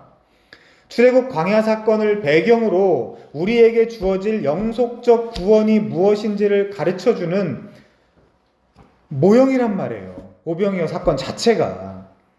자, 마가복음 6장 34절을 보면 흥미로운 표현이 나옵니다. 흥미로운 표현, 예수께서 나오사 큰 무리를 보시고 그 목자 없는 양 같음으로 인하여, 이거 어디서 봤어요? 아까 민수기 27장에서 봤죠? 불쌍히 여기사 이에 여러 가지로 가르치시더라. 자, 목자 없는 양처럼 보여서 불쌍히 여겨서 뭐 하셨어요? 말씀 가르쳤다니까요. 밥 먹인 게 아니고, 국회의원 시켜준 게 아니고 말씀 가르쳤다니까요. 왜? 거기밖에 답이 없으니까. 근데 맛이 없어. 이게 앱빵 맛이 없어. 이게 예수께 모여든 많은 사람들은 마치 목자 없는 양과 같았다라고 표현이 됩니다. 이 표현도 물론 출애굽 여정에서 발견이 됐었죠. 자, 민수기 27장 15절, 모세가 여호와께 여짜와 이르되 여호와 모든 육체의 생명의 하나님이시여 원하건대 한 사람을, 이제 이 한 사람이 누군지 아시겠죠? 한 사람을 이 회중 위에 세워서 그로 그들 앞에 출입하며 그들을 인도하여 출입하게 하사 여호와의 회중이 목자 없는 양과 같이 되지 않게 하옵소서. 이때 이 오병이어 사건에 예수님이 말씀 가르치시니까 절대 다수는 떠나버렸습니다. 그리고 뭐라고 써있죠, 성경에? 다시는 그를 쫓지 아니하더라. 어떻게 됐을까요? 지옥 가야죠, 뭐. 제가 그것까지 아주 가슴 아프게 슬픈 척 하면서 전달해줘야 되나요? 그 지옥 가는 새끼들까지 내가 챙겨줘야 되나? 아니에요. 너무 티인데. 자, 이 한 사람이 누구에 대한 예언이죠? 우리 주 예수 그리스도에 대한 예언이죠. 여러분, 모세가 왜 있습니까? 다윗이 왜 있어요? 이사야, 예레미야, 에스겔, 스가랴 다 목자들을 이야기하는 성경들인데, 그렇게 그토록 참 목자, 진짜 목자에 대해서 애타게 이들이 부르짖는 이유가 뭡니까? 예레미야가 하면 되잖아요. 이사야가 하면 되잖아요. 스가랴가 하면 되잖아요. 바로 이분을 소개하기 위함입니다. 이분이 누군데요? 요한복음 10장 11절, 나는 선한 목자라. 선한 목자는 양들을 위하여 목숨을 버리거니와. 나는 14절도, 나는 선한 목자라. 나는 내 양을 알고 양도 나를 아는 것이 아버지께서 나를 아시고 내가 아버지를 아는 것 같으니 나는 양을 위하여 목숨을 버리노라. 같은 장 27절, 내 양은 내 음성을 들으며 나는 그들을 알며 그들은 나를 따르느니라. 모두가 다 구원받는다라는 그 헛소리가 어디서 나옵니까? 여기 이렇게 써있잖아요. 예수님이 친히 우리의 선한 목자가 되신다라고 성경은 이렇게 증언하고 있습니다. 그분은 광야와 같은 척박한 인생 속에서 우리에게 당신의 생명을 던져 우리를 구원할 선한 목자로 표상되고 있습니다. 그분은 오병이어라는 원수의 목전, 바로이 또한 그의 연장선인 헤롯의 목전에서 베풀어진 하늘의 연회상에서 당신의 이러이러한 죽음을 통해서 우리에게 하늘의 잔치상을 베풀어 줄 것을 예고하십니다. 마가복음 6장 39절입니다. 그 모든 사람들로 때를 지어 푸른 잔디 위에 앉게 하시니. 원문은 뭐죠? 푸른 잔디 위에 뜻밖의 안아 끌리노, 푸른 잔디 위에 눕힌다라는 뜻이에요. 어디 나오죠? 시편 23편에 나오잖아요. 우리를 푸른 초장에 누이신다고. 그래서 이 시를 그냥 아름답다. 하나님이 나를 지켜주시는가 보다. 그러니까 말씀에 힘이 없죠. 뭐가 생각납니까? 푸른 잔디 위에 눕힌다라는 이 아나끌리오라는 동사가 오늘 본문에 푸른 풀밭, 푸른 초장에 누이시는 여호와가 생각나죠. 이사야 9장에 보면 예수님도 여호와라고 되어 있습니다. 자, 심지어 때로 어떻게 되어 있어요 지금? 100명씩, 50명씩 눕히시죠. 출애굽 때도 100부장, 50부장을 뽑아서 그들을 다스렸던 거 여러분 생각나시죠? 이렇게 성경은 계속 같은 언어들을 계속적으로 사용해서 출애굽 사건과 시편 23편과 적어도 오병이어 사건을, 물론 다른 데도 많지만 성경 기자들이 연결시키고 있습니다.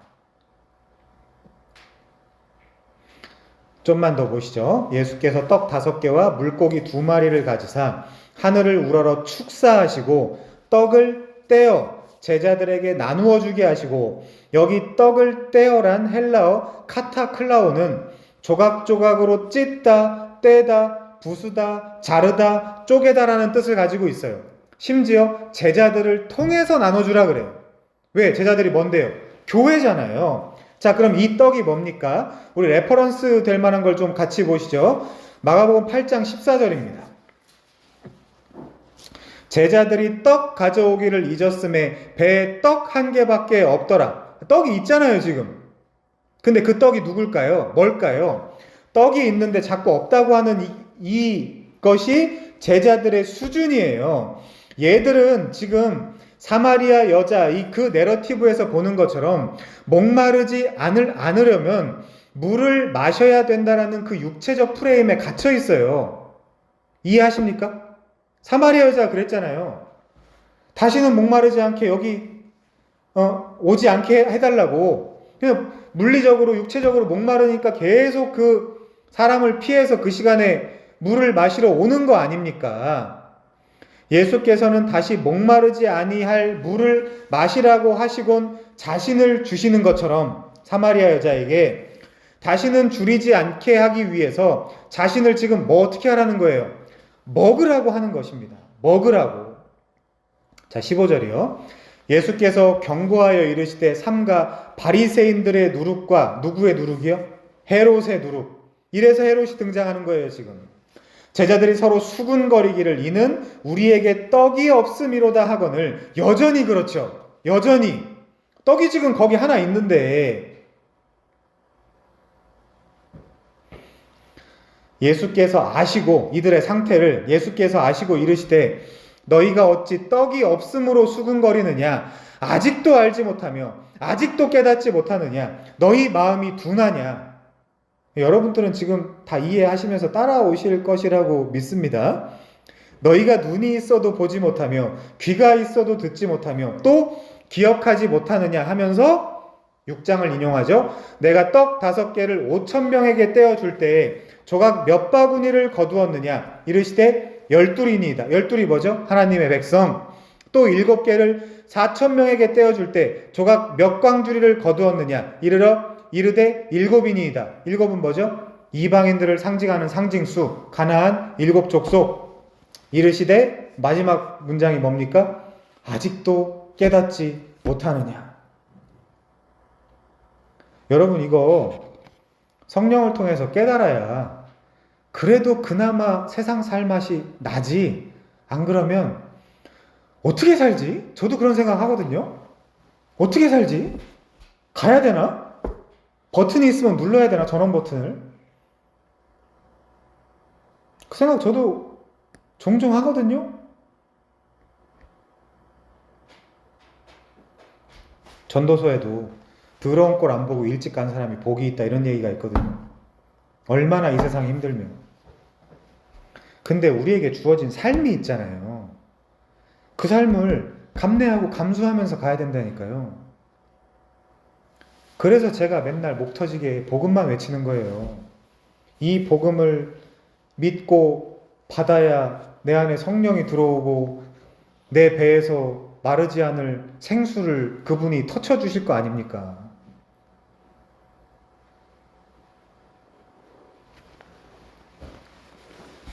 아직도 깨닫지 못하느냐? 결론적으로 무슨 말입니까?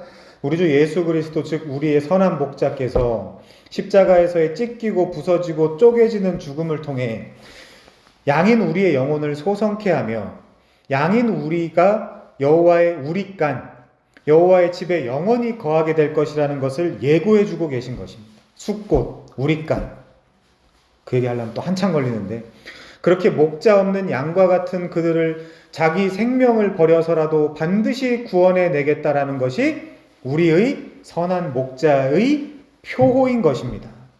예수 그리스도의 하나님의 예수 그리스도의 하나님의 자기 죽음을 통한 죄인들의 새 생명 부여 사건이 시편 23편에서 구속사적으로 이렇게 연결되는 진리의 메시지인 것입니다. 그래서 이들은 양으로서 생명을 얻었고 더 풍성히 얻게 된 것입니다. 그거 전도지에 써 있잖아요. 그 무슨 말인데 그거? 풍성히 얻게 되었다면 어떤 고백이 터지겠습니까? 당연히 시편 23편의 다윗의 고백. 나는 이제 아무런 부족함이 없다. 여기까지 와서야 이 서정을 다 이해하고 나서야 다윗이 나는 이제 아무런 부족이 없다라고 하는 거지 그냥 없다라고 하는 거 아니에요. 그 사기예요. 저는 장담하건대 인간이 아무리 제 스스로 행복하다고 말해도 그 자체도 사기라고 보는 입장이지만 그들은 사망의 음침한 골짜기를 걷고 있는 자들이라고 확신합니다. 창조주보다 더 크다는 건물주라고 하더라도 목자 없는 양으로서의 삶은 불안하기 짝이 없습니다. 여러분이 부러워 미치겠는 상상 속의 어떤 인간도 실상으로 드러나면 아무것도 아닙니다. 그리고 그런 사람도 없습니다. 여러분이 만들어낸 허상일 뿐입니다. 그 사람 안으로 들어가면 누구나 다 이 미쳐 돌아가는 원수의 목전에서 행복한 사람은 아무도 없습니다.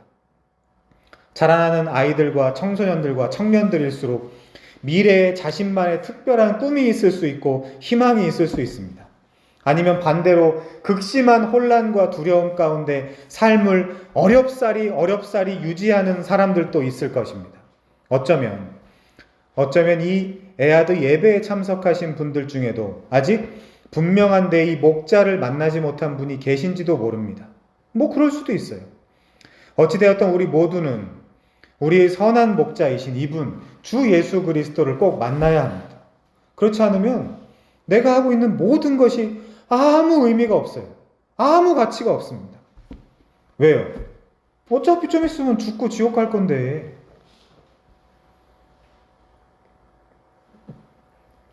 그래야 궁극적으로 내가 여호와의 집에 영원히 살리라는 영생의 복을 경험할 수 있습니다. 목자 없이 유리하는 양은 저주받은 아주 불쌍한 존재입니다. 제가 초두에 말씀드린 것처럼 우리는 양으로도 부름받았지만 목자로도 부름을 받았습니다.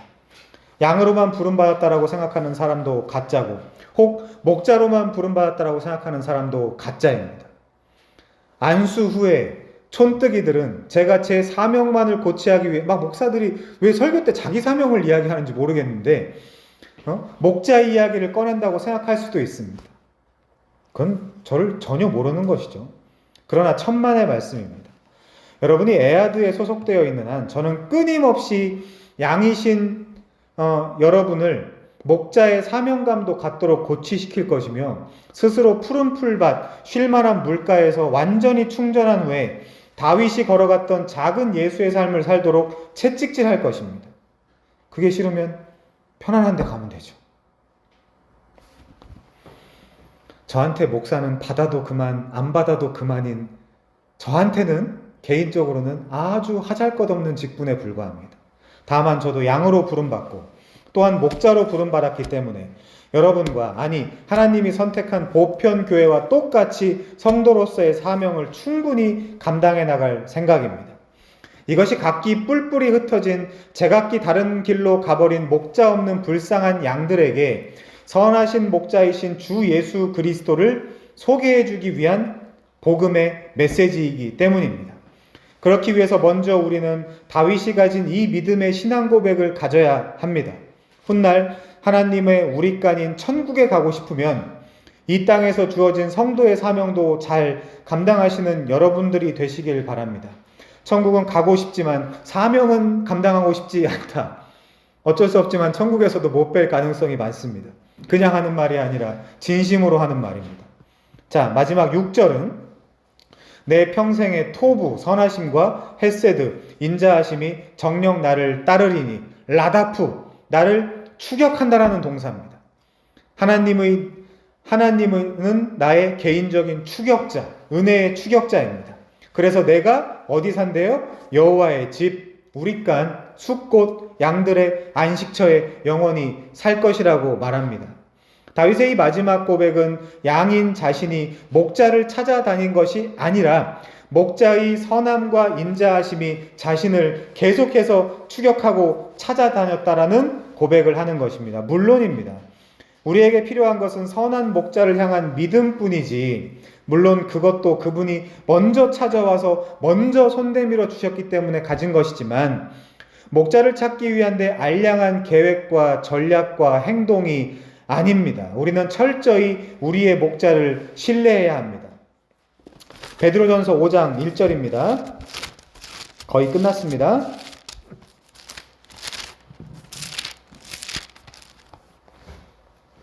베드로전서 5장 1절, 너희 중 장로들에게 권하노니 나와 함께 장로된 자요 그리스도의 고난의 증인이요 나타날 영광에 참여할 자니라. 너희 중에 있는 하나님의 양무리를 지대 억지로 하지 말고 하나님의 뜻을 따라 자원함으로 하며 더러운 이득을 위하여 하지 말고 기꺼이 하며 맡은 자들에게 주장하는 자세를 하지 말고 양무리의 본이 되라. 그리하면 목자장이 나타나실 때에 시들지 아니하는 영광의 관을 얻으리라. 물론 이렇게 장로들에게 문자적이긴 합니다마는 하나님의 양무리를 치라고 되어 있습니다. 근데 어떻게 해요? 장로들이 안 하니까 우리라도 해야죠. 그렇죠? 아니, 장로들만 시키고 우린 안 하려고? 이것도 말이 안 되잖아요. 문자적으로 이렇게 써있다 하더라도. 물론 다음 절에도 보니까 5절이요. 젊은 자들아 이와 같이 장로들에게 순종하고, 진짜 장로들한테 순종하라는 얘기지. 그 장로 그 임직받은 그 장로 얘기하는 게 아니에요.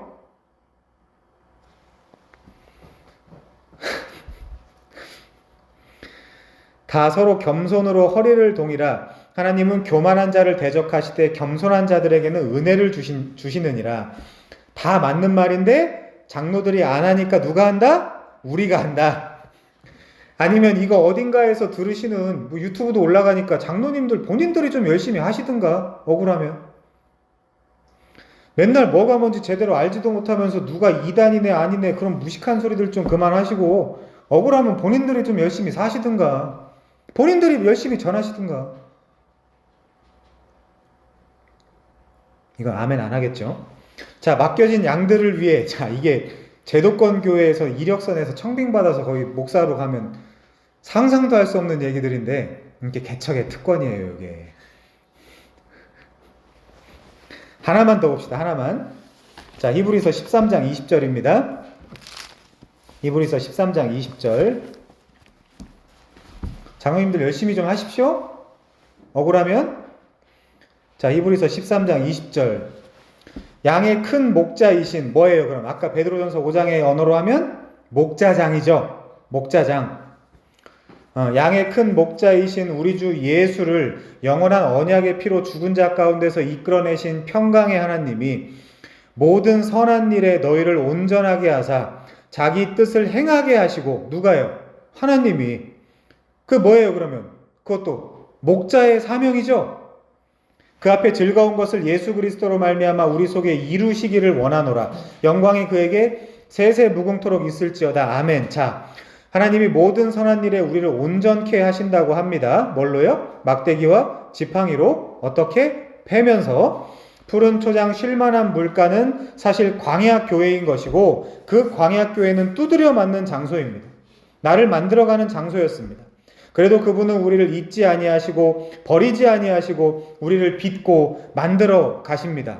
세상 누구보다 아름다운 자기 백성으로 말이죠. 자, 우리 모두가 이 선한 목자를 향한 믿음으로 무장되어 목자장의 충실한 동역자로서 주님의 잃은 양들을 두 팔 걷고 찾아 나서실 때 복되고 감사하게도 우리를 사용해 주셔서 우리의 선한 목자장과 함께 동역하는 귀하고 영광스러운 작은 목자들로 굳건히 서게 되시기를 소망합니다. 함께 기도하겠습니다.